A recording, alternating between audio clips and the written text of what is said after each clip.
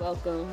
Thank you for having me. Yo, I just also want to say that I'm super appreciative of all the folks that actually traveled to be here and traveled to make themselves available to be here. So you are one of those individuals. Yes. I wanted to say thank you so much. Thank you for inviting me to this space. Like, I was telling G earlier, like, I could be in South Korea, I'm still gonna pull up.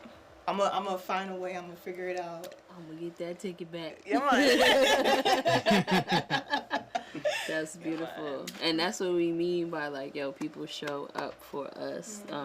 But part of them showing up for us, I think that makes it worthwhile for them is that they really see that it's an opportunity for them to just show up for themselves, for them to show up and be themselves and be present within that space. So thank you for being that spirit, and I definitely needed that energy coming in. Of course, because I'm like, you've been pushing through all day. I'm like, gotta give you something. Thank you. It's a ride. I knew today gonna be for sure. all over the place. But without further ado, I do want to speak to you about an ode to us. Yes. You yourself, Jalessa Montaque. Jalessa Montaque. Right. See, I asked for the last name, and I should have asked the first name.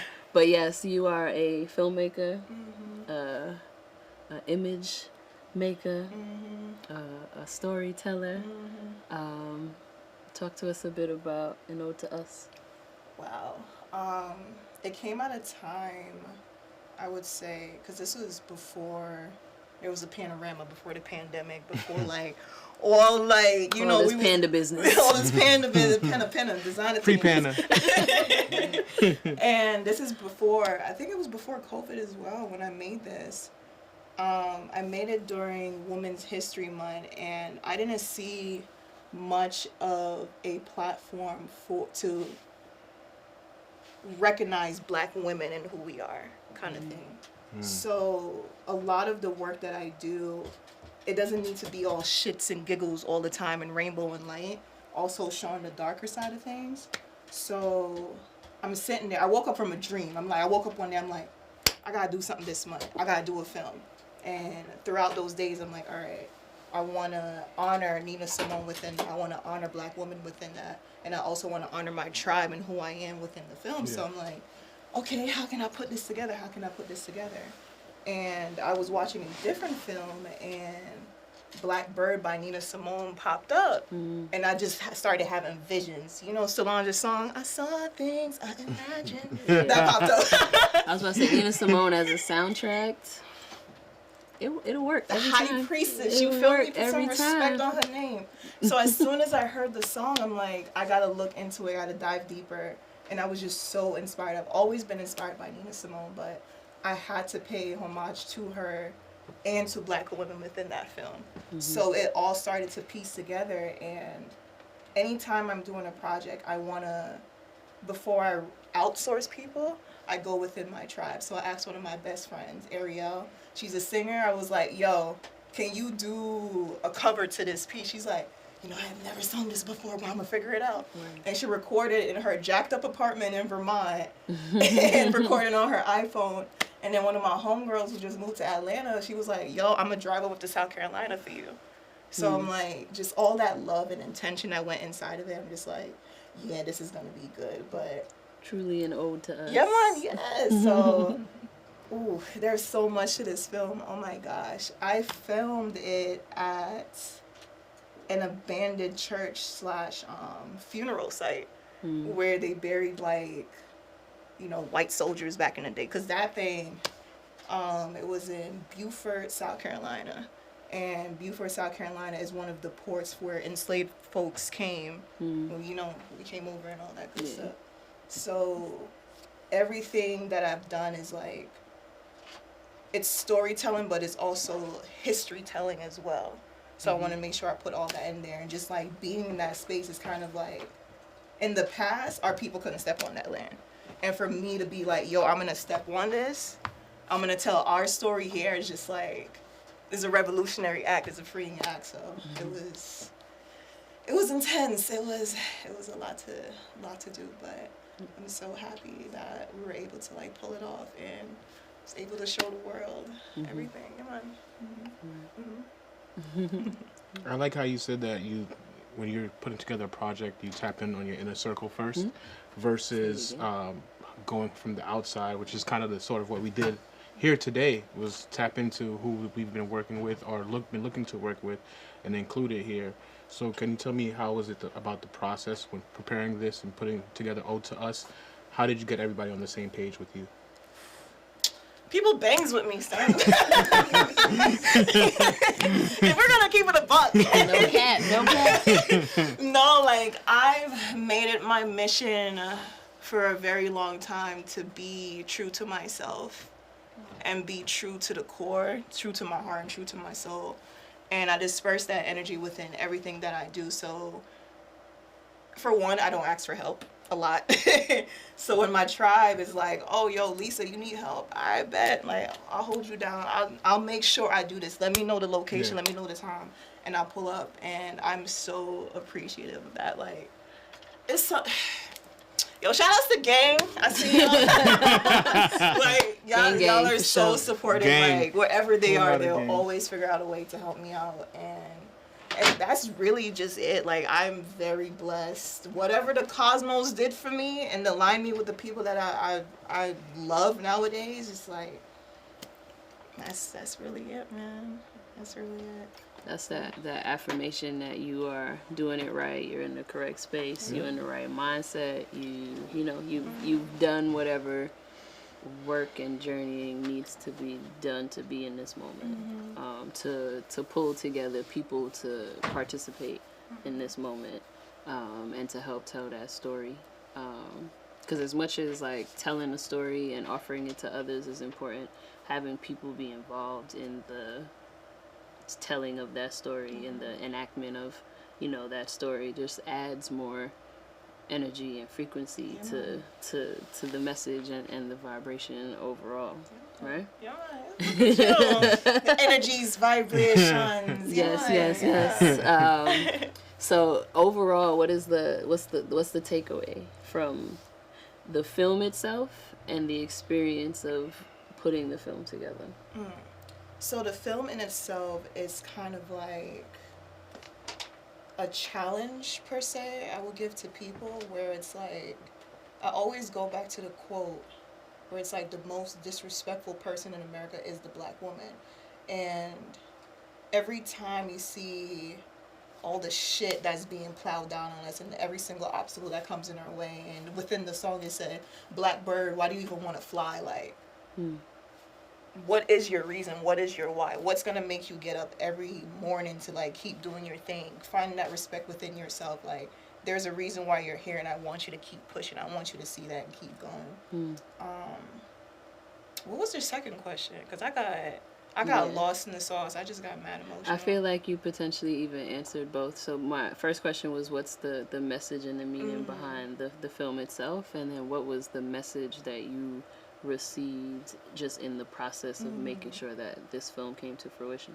I think the biggest part of that, with just like finding yourself and like having that push to keep going, as an artist and as an individual, it forced me to realize that my work doesn't need to look like everybody else's shit.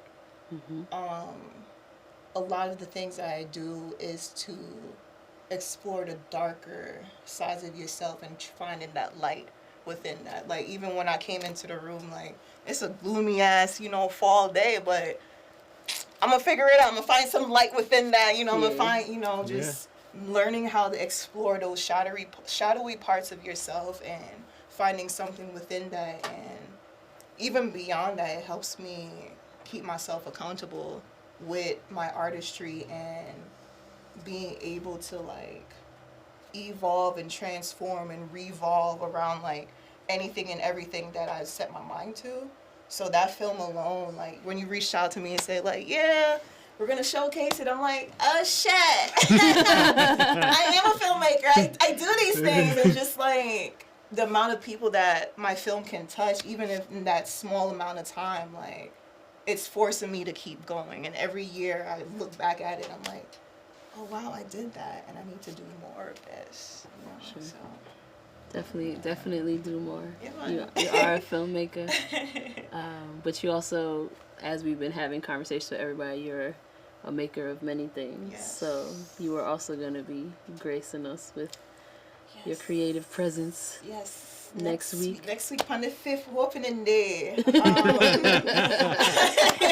I love it. I paid homage to Nina again because I have to. Like, come on now. Like, I don't think enough people know about Nina Simone because you can be really listening to like your favorite modern artist right now, and her influence is within that music. Mm-hmm. And our duty as artists and just like our generation is to bring back the past and those who lay down the foundation. So any way that I can import them, incorporate them, or pay homage to them, I'm gonna do that. So I'm gonna be showcasing a piece next week. With Nina and Michaela Cole. She's another filmmaker. Biggest, oh my gosh, she is such a goat. She made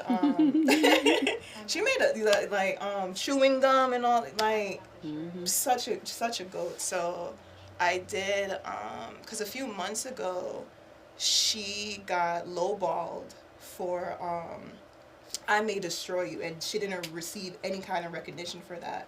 So I'm like, I want to make flowers for her. Like, here's your flowers. Like, I'm going to cement you in and let people know, like, who you are. And then a few months later, she received, like, an award for her work. And I'm just like, yo, like, this is the shit. Like, honor your people. Honor those who inspire you.